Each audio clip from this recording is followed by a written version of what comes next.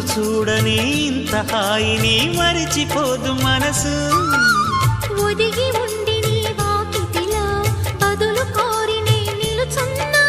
దారి తెలియని చీకటిలో వెలుగు చూసి కాదంటానా.